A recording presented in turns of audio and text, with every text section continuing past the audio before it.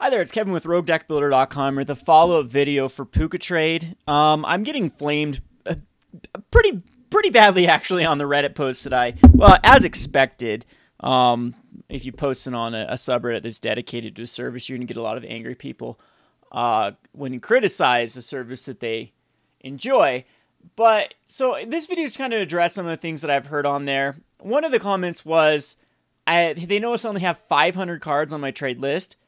That is a lot of cards. That's a lot of cards to input. But in fact, the fact of the matter is, though, sometimes I just go here and search entire sets, like Innistrad, and all you'll see is foils and a few cards like Snapcaster Mage from the entire set.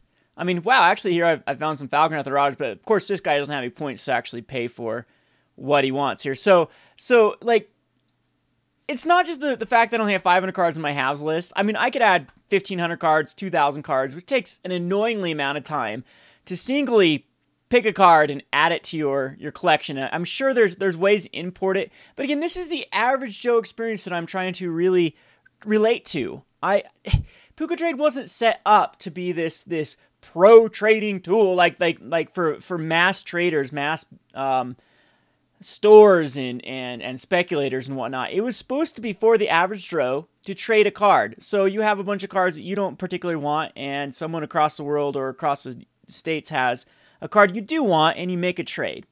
That is the way it was supposed to be set up. Now, that is not happening. It is so hard to find a trade now.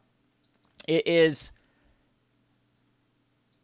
nearly impossible to find a trade that actually is worth your while. As you can see here, people like I can only send this guy one deprive out of my 500 cards. He doesn't want anything else, and if you actually click on him, a lot of times that's all he wants is a 29-cent card.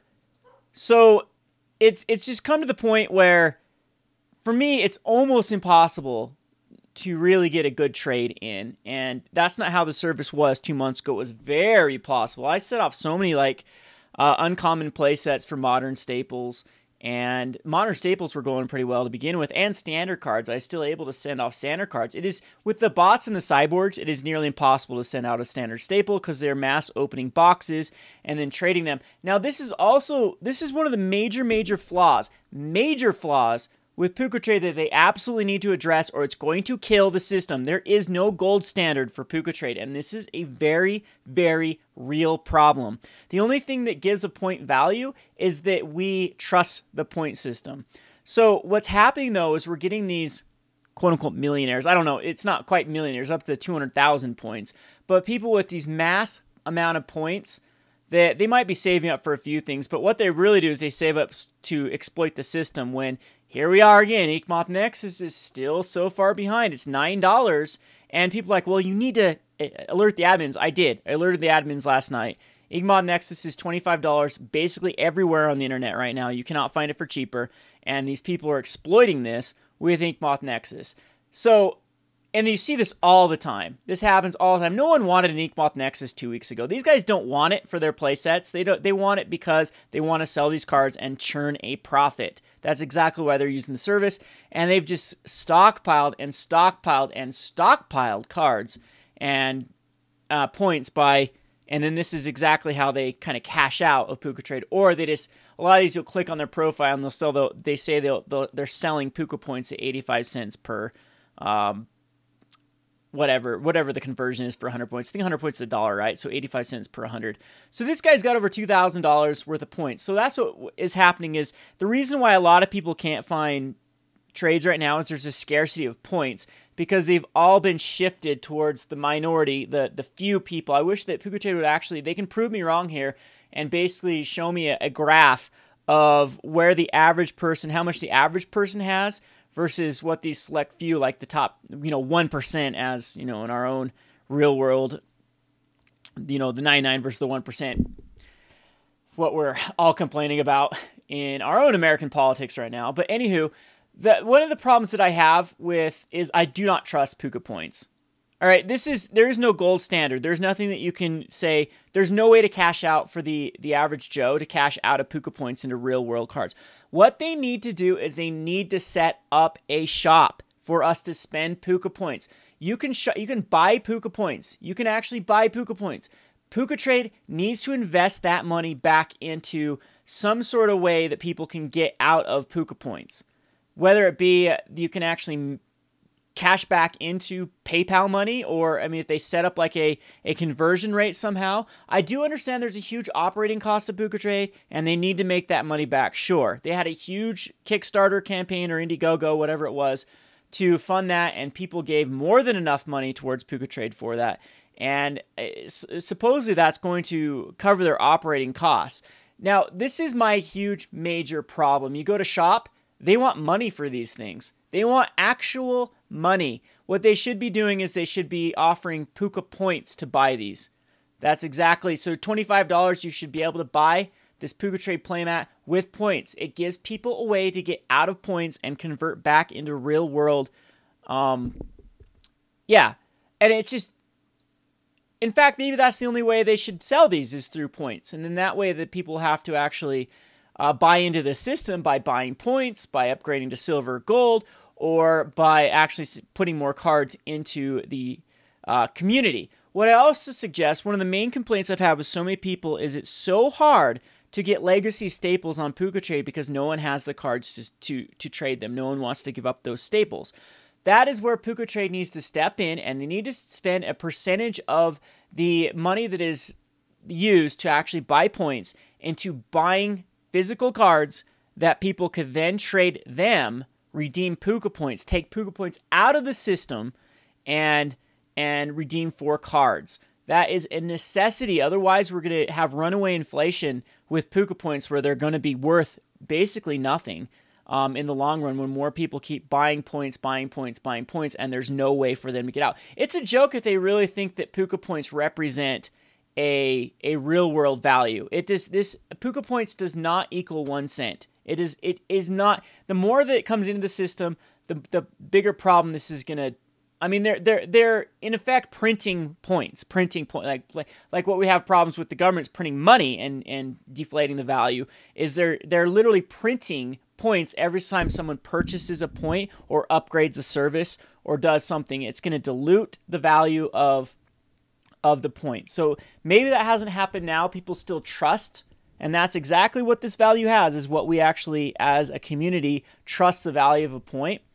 But in the long run, I don't see that sustainable. So that's just another warning for Puca Trade, and that's the solution. They have to have a way to convert Puca points into real world value, whether it be through their shop, through even their just t-shirts and playmats and etc. Or what I suggest, they set up an entire Puca Trade store where using a percentage of the points that people buy into legacy and modern staples like Shocklands, Fetchlands, things that people want, there's a high demand for, and that gives people a way to get out of the Puca points. So again, after all the comments on Reddit, a lot of the I get downvoted pretty badly on some of the comments, which I really thought this was just meant to be constructive criticism. I want Puca Trade to survive. I really do. I want to use the service. I hate using TCG and eBay.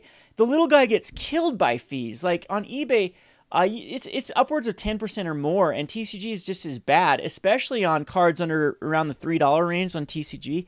You just get killed by fees. There are some stuff that you sell that you have to sell that you're sending off $1.05 card is all it takes to force you to send off a card, and then they take like a 50 cent processing fee. Then you have to put a stamp on the envelope. You're actually down money on TCG. So I'm begging for a service that I want cards, like cards for cards. When I sell on TCG and eBay, I'm usually spending that money to actually buy more cards to play Magic the Gathering, because I'm still a net down in how much that I spend on I don't make money off Magic the Gathering. I lose money on Magic the Gathering. There's a huge overhead cost to being a rogue deck builder. You have to spend a lot of money on having a huge volume of cards to mess around with, especially on MTGO. Those decks that I build on MTGO are not cheap. I have to spend a ton of tickets on cards than I need. And yes, I can sell them back, but it's always going to be at a lower rate than when I bought them. And eventually, you need more tickets, and the overhead exceeds the amount of profit you make. So anyway, they absolutely 100%, need some sort of standard, some way to give a value to Puca points. They need to address the growing gap between the average person and the people with the high amount of points, like these people with over $2,000 worth of points on here. And they need also to address the ability for just the little guy to make a trade. I'm gonna go out and I'm gonna speak frankly here. I'm gonna call this bullshit. Where they're saying a service is viable when you can't stand a standard staple. Let's go to trends. I have these cards on my halves list. I have these. They're nearly impossible. These are the last 7 days. How many cards have been sent off? And I have these on the trade. And it is nearly impossible to find like a Siege Rhino and actually send it off. So, or a Tassiger. I've had that on there forever. And then, yeah. So please don't tell me that I don't have enough cards on my trade list when I have over 500 and basically every standard staple. And basically, even if I don't have it on my halves list, I go to the send cards and say, I'll even type in Dragons of Tarkir, which will show every person that wants it. Let's just do that right now and see what dragons even pops up. So let's take off this auto matchmaking and go Dragons of Tarkir. And besides foils, we have a whopping 1, 2, 3, 4, 5, 6 people that want a Dragons of Tarkir card. And a lot of these are not worth sending. So you have one trade. You have a collected company, which is undervalued. This card is going for about $6 in real world right now on like eBay and TCG. So that's, you know, people are exploiting the price discrepancy there. This card is being played heavily in modern and in standard at the moment. So there's a few more 33 cent, 19 cent cards here. But besides foils, which are, you know, it's hard to find a foil. Yeah, and I guarantee that the reason why so many people want this Foul Tongue Invocation is it's probably worth a lot more than $2 on TCG Mid or on eBay right now. So there's always people trying to exploit the system one more time. So Puca Trade's dead, in my opinion. And maybe people, I'll get a lot of flack for saying that, but I cannot with a straight face continue to promote it, continue to say use this service until this stuff is addressed. I hope I don't sound too negative. I'm just really trying to be honest. I hope you guys like appreciate that I'm not trying to dance around, you know, feelings. I'm really let my emotions shine here. And this is how change happens, is someone's got to get a little bit heated. Someone's got to get passionate. Otherwise, people do not take it into account that there really is an issue and whatnot. So again, I apologize if I've offended anyone. I loved Puca Trade while it lasted. I want to see it back to its golden age. And you know, I think I'm doing my part by sounding the bell. This has been Kevin with RogueDeckBuilder.com. Thanks for watching.